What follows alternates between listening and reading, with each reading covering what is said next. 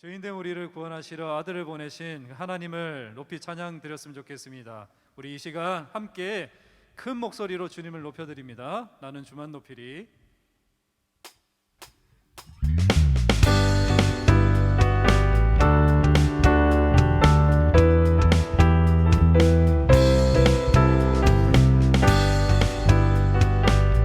우리 함께 힘차게 찬양합니다. 나는 주만 높이리.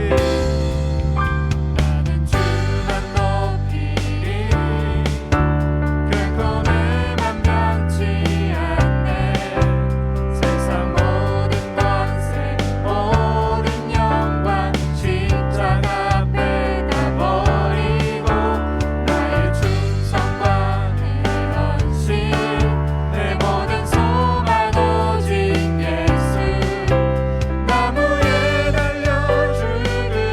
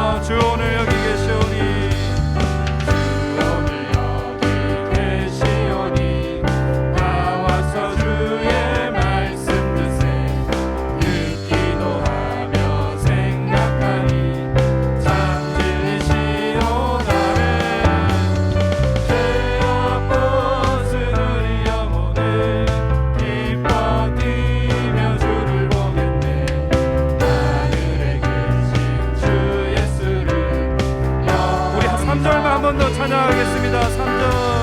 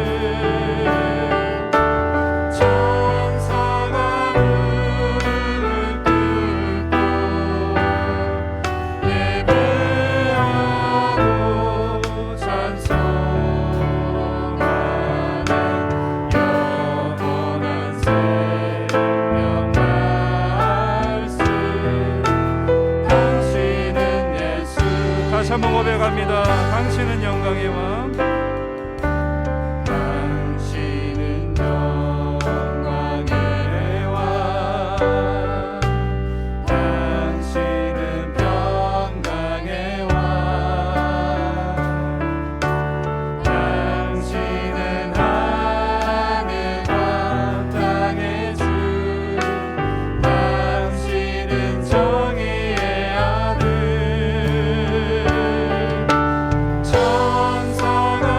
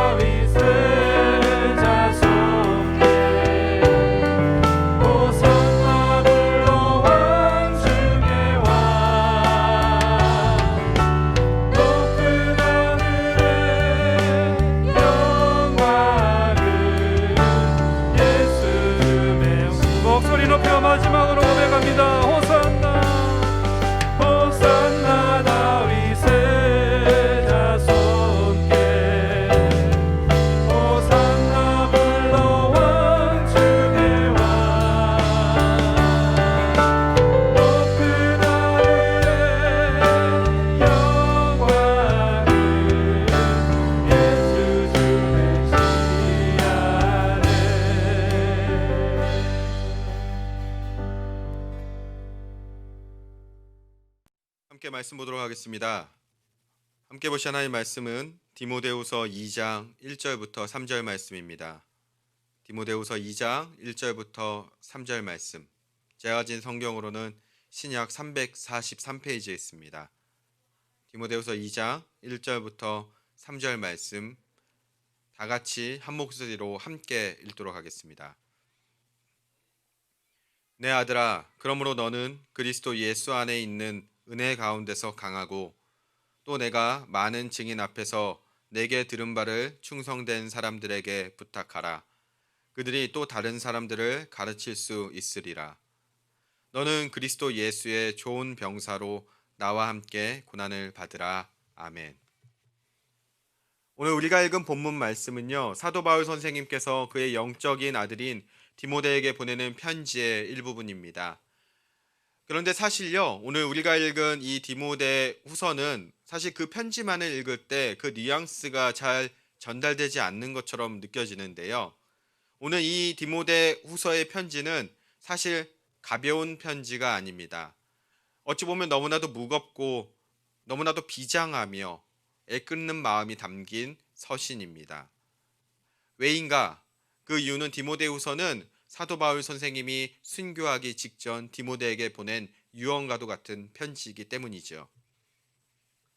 오늘 서신을 보내는 사도 바울 선생님은 죽음을 눈앞에 두고 계십니다. 빛조차 들어오지 않는 차디찬 로마의 감옥 안에서 언제인지 모르는 죽음을 기다리며 고통 중에 편지를 보내고 계시죠. 그리고 실제로 사도 바울 선생님께서는 이 편지를 보낸 얼마 뒤 죽음을, 순교를 맞이하게 됩니다. 그리고 그러한 가운데 오늘 사도 바울 선생님께서는 말씀하시죠. 너는 은혜 가운데 강하고 예수의 좋은 병사로 나와 함께 고난을 받으라. 은혜 가운데 강하고 예수의 좋은 병사로 나와 함께 고난을 받으라. 분명 오늘 사도 바울 선생님의 이 마지막 말은 분명 그분의 인생의 뒤안길에서 그 인생을 충분히 겪은 가운데서 고백이며 당부이며, 또한 우리는 이 당부를 통해 사도 바울 선생님의 뒷모습을 기억하게 됩니다. 오늘 편지를 보내는 사도 바울 선생님, 그는 실로 위대한 사역자이며 사도였습니다. 그분은 당시 세계의 최강국이었던 로마의 시민이었고, 또한 스스로 천막을 만들 수 있는 직업을 가진 전문직이었으며, 무엇보다도 율법에 능통하다 일컬음을 받았던 가말리알의 수하에서 학문을 배운 열심히 있던 바리새인이었습니다. 그리고 그는 사도행전 8장에 보면 그 누구보다도 열심히 그리스도인들을 박해하던 사람이었죠. 그러하던 사도 바울 선생님, 그는 예수님을 믿던 자들을 잡으러 시리아의 수도였던 다마스커스, 그러니까 성경에서 말하는 다메섹에 가는 길에 예수님의 음성을 듣고 예수님의 직접적이고 놀라운 이적을 경험하게 되었습니다. 이후 그 놀라운 이적을 체험한 사도 바울 선생님께서는 그리스도인들을 박해하던 삶에서 선회하여 참된 진리인 그리스도를 전하는 삶을 살게 됩니다. 그러나 그러했기에, 진리를 알았기에, 그리고 전파했기에 사도 바울 선생님의 인생길은 그 뒤 고난길이요 가시밭길 길이었습니다. 다메섹에서 예수 그리스도의 사람으로 변화를 받은 뒤 그곳 다메섹에서 예수님에 대하여 복음을 전할 때 사도 바울 선생님은 죽음의 위협을 당하게 됩니다. 이후 다메섹에서 도망쳐 고향인 다소로 돌아가게 되지요. 다소로 돌아간 사도 바울 선생님, 물론 성경에서는 사도 바울 선생님이 다소에 대한 그 행적이 기록되어 있지 않지만 우리는 추측컨대 사도 바울 선생님은 그곳에서조차 아마 오랫동안 배척을 받으며 살았을 것입니다. 그러나 이러한 배척과 어려움 가운데서도 사도 바울 선생님은 자신의 평생 동안 정말 인생의 모든 시간을 포기하지 아니하고 예수님에 관하여 성령님이 주신 확신을 가지고 그분의 놀라운 구원의 은혜를 전파하는 삶을 살았습니다. 그렇게 예수님을 전하는 삶을 살았기에 사도 바울 선생님은 정말 놀라운 인생의 어려움을 겪게 됩니다. 인생이 높아지기는커녕 도리어 고난과 배척이 점철된 삶을 살아가게 됩니다. 사도 바울 선생님은 고린도후서에서 자신의 삶을 다음과 같이 회고합니다. 고린도후서 11장 23절부터 27절입니다. 제가 읽어드리겠습니다. 그들이 그리스도의 일꾼이냐 정신없는 말을 하거니와 나는 더욱 그러하도다. 내가 수고를 넘치도록 하고 옥에 갇히기도 더 많이 하고 매도 수없이 맞고 여러 번 죽을 뻔하였으니 유대인들에게 40에 하나 감한매를 5번 맞았으며 3번 태장으로 맞고 1번 돌로 맞고 3번 파선하고 일주야를 깊은 바다에서 지냈으며 여러 번 여행하면서 강의 위험과 강도의 위험과 동족의 위험과 이방인의 위험과 시내의 위험과 광야의 위험과 바다의 위험과 거짓 형제 중에 위험을 당하고 또 수고하며 애쓰고 여러 번 자지 못하고 줄이며 목마르고 여러 번 굶고 춥고 헐벗었노라. 물론 어려움이 있을 수도 있지요. 아니, 일반적인 사회적 메커니즘으로 무언가를 이루기 위해서는 어려움이 없이 되는 것은 아무것도 없을 것입니다. 그리고 일반적이라면 이러한 고난 끝에 낙이 온다고, 어려움 끝에 낚시 온다고, 보통의 그 결과의 마지막은 정말로 해피엔딩에 정말 누구나 보아도 인정할 만한 안락하고 평안한 삶이 주어지는 것이 우리가 소망하는 바이고 우리가 원하는 바입니다. 그런데 오늘 사도 바울 선생님의 모습은 어떠합니까? 오늘 사도 바울 선생님은 정말로 그러한 안락하고 평안하고 안위가 정말로 평안한 누려지는 삶이 아닌 너무나도 고통 가운데 계십니다. 죽을 날을 기다리고 계십니다. 차일장 감옥 안에서 빛조차 들어오지 않는 그 습한 감옥 안에서 머물고 계십니다. 오늘 사도 바울 선생님, 그분의 인생은 과연 복을 받은 삶이라 말할 수 있을까요? 아니, 오늘 이 사도 바울 선생님 모습을 본다면 다른 어떤 이들은, 예수님을 믿지 않는 이들은 이렇게 얘기할 수 있을 것입니다. 예수님을 믿는다고 해서 달라지는 것이 없구나. 분명 오늘 사도 바울 선생님은 그냥 조금이 아닙니다. 너무나 비극적으로 그 마지막의 모습은 보입니다. 지금 그 사도 바울 선생님의 마음은 어떠했을까요? 오늘 이 디모데에게 보내는 사도 바울 선생님의 마지막 마음은 어떠했을까요? 죽는 것이 확실히 되었을 때 예수님의 이름을 전파하고 감옥에 갇힌 그의 마음은 분명 저 끝은 천국을 소망하는 삶을 살고 있음에도 불구하고 사람으로서는 참 견디기 어려운, 그리고 슬프고 힘든 마음이었을 것이 분명합니다. 그러기에 사실 디모데후서 서신의 마지막에 말미에 보면 사도 바울 선생님은 이렇게 말씀하십니다. 디모데후서 4장 13절 그리고 16절입니다. 내가 올 때 내가 드로아 가보의 집에 둔 겉옷을 가지고 오고 또 책은 특별히 가죽 종이에 쓴 것을 가져오라. 16절입니다. 내가 처음 변명할 때 나와 함께 한 자가 하나도 없고 다 나를 버렸으나. 마지막이 천국인 것을 알고 있음에도 불구하고 사도 바울 선생님의 마음은 어떠합니까? 곤고합니다. 너무나도 힘이 듭니다. 추운 그 지하의 감옥 안에서 사도 바울 선생님은 분명 육체의 한계를 느꼈겠지요. 그러기에 겉옷을 가져오라 이야기했던 것입니다. 또한 그는 자신의 삶이 마지막임을 알았습니다. 그렇게 자신의 삶을 되돌아보다 보니 복귀하다 보니 자신에게 서운했던 사람들도 생각났을 것입니다. 사도 바울 선생님은 분명 죽음의 문턱 앞에 서 있는 자입니다. 그러나 그럼에도 불구하고, 아니 그러하였기에, 이제 정말 마지막이란 것을 알았기에 사도 바울 선생님께서는 자신이 너무나도 사랑했던 자신의 영적 아들인 디모데에게 유언 같은 메시지를 보내는 것입니다. 그 메시지는 무엇입니까? 나와 함께 고난을 받으라. 그리스도 예수의 좋은 병사로 고난을 받으라. 사도 바울 선생님은 말씀하고 계십니다. 오늘 이 말씀 어떻게 성도님들에겐 다가오십니까? 아니, 너무나도 현실을 배제한, 우리 가운데 너무나도 무리한 그러한 요구처럼 보이진 않으십니까? 분명 예수 그리스도를 믿음으로 말미암아 오는 고난들이 우리에게 분명할 터인데, 그것으로 인하여 우리는 때로 낙망하고 낙심하고 지치고 때로는 포기하는데, 오늘 이 사도 바울 선생님의 말씀은 정말로 그것을 우리에게 채찍질하는 너무나도 힘든 말씀처럼 느껴지기는 합니다. 참 이상하지 않습니까? 예수님을 믿으면, 그리고 예수님을 전하면 높아지기는커녕 고난이 온다 하는데, 지금 자신의 삶의 모습을 그것을 증명하고 있는데, 그런데 그럼에도 불구하고 사도 바울 선생님은 지금 이 길을 걸어야 된다. 주님을 인정하지 않고 도리어 주님의 주되심을 거부하는 그 세상 가운데 고난의 길을 걸으라. 바꾸어 말할까요? 그리스도인으로 살아내라. 권면하고 계신 것입니다. 그리고 그 권면은 지금 우리들에게도 동일합니다. 지금 성도님들이 살고 계신 그 삶의 모습 어떠하십니까? 분명 예전부터 예수 그리스도를 믿음으로 오는 차별과 박해는 분명 있었습니다. 괴로움과 고독은 분명 있었습니다. 하지만 코로나19가 심각해지고 우리들은 그것들을 더욱더 직면하고 절실하게 느낍니다. 어떤 사람들은 이야기합니다. 예수님을 믿음으로 말미암아 우리에게 너무나도 큰 고난이 왔다. 물론 어느 일부이겠지만 어떤 청년들 같은 경우에는 더 이상 이력서 구직란에 종교란에 그리스도인이 기독교라 적지 않는다고 합니다. 교회 다니면서도요. 왜요? 고난을 받을까 봐.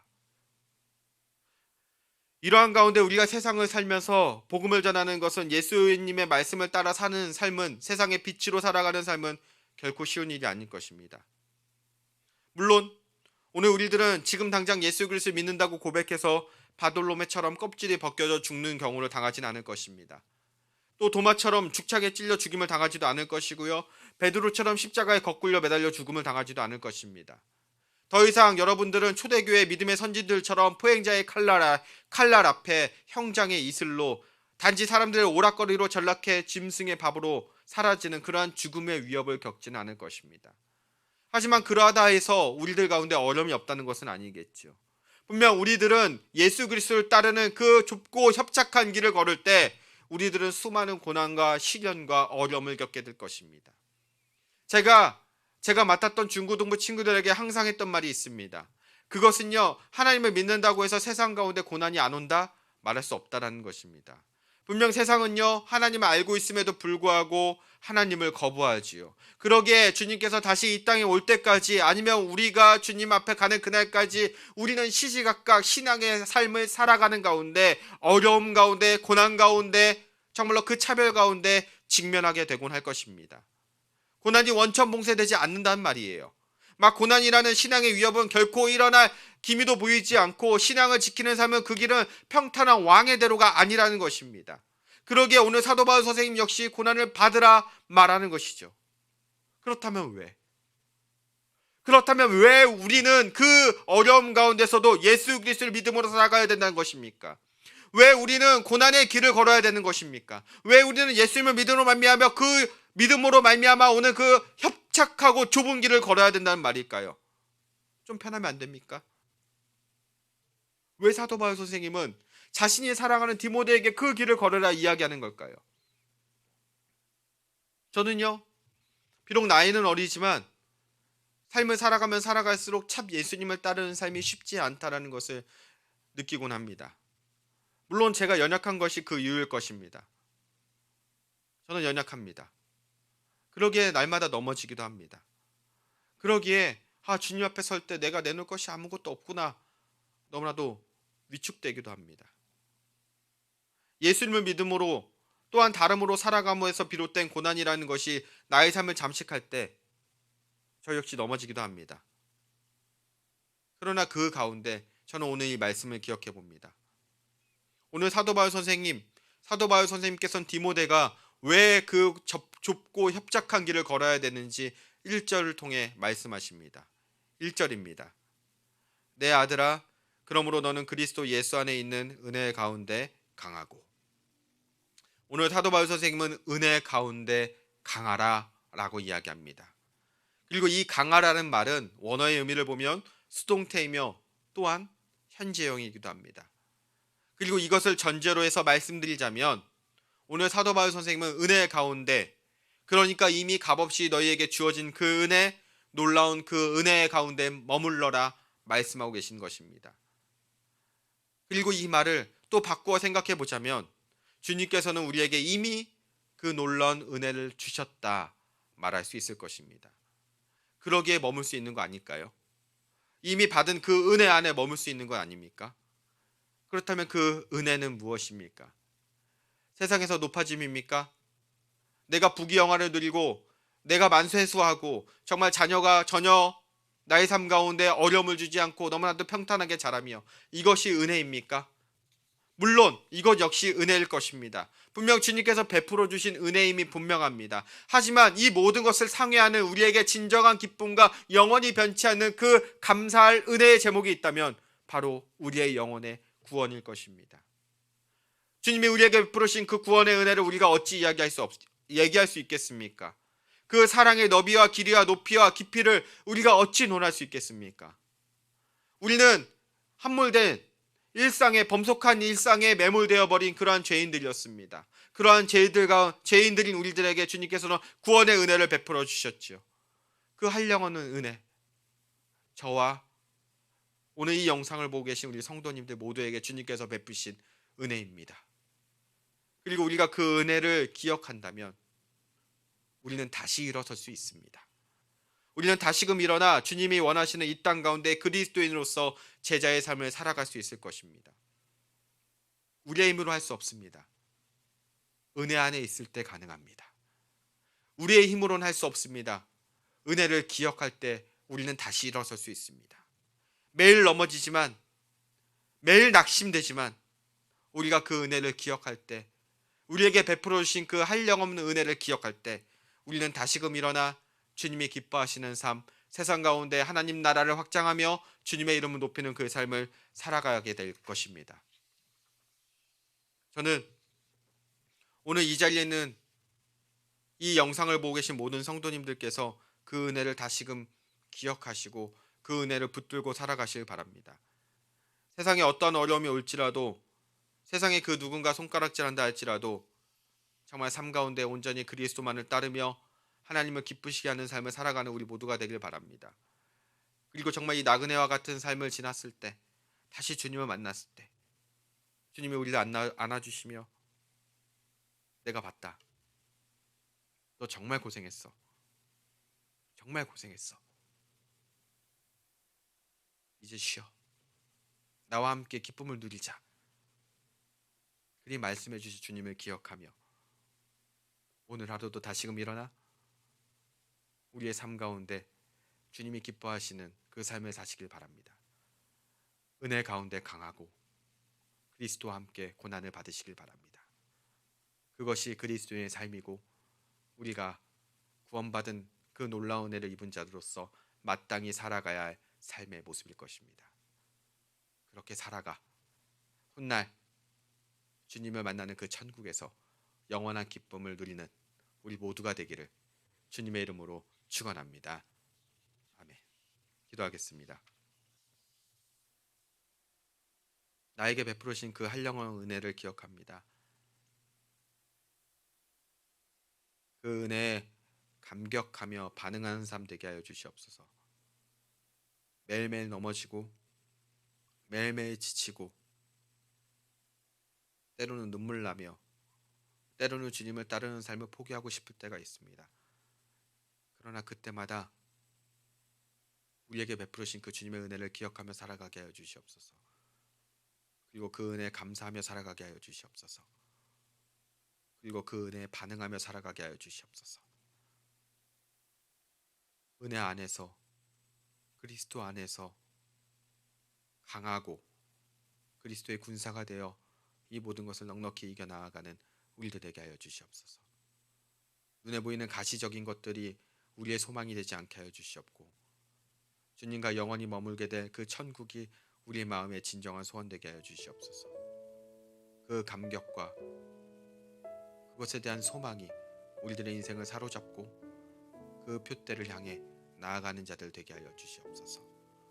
그렇게 살아가게 해주실 성령님께 간구합니다. 성령님 우리 가운데 힘 주시옵고 그렇게 살아내게 하여 주시옵소서. 은혜 베푸실 주님을 바라며 예수님의 이름으로 기도드렸습니다. 아멘.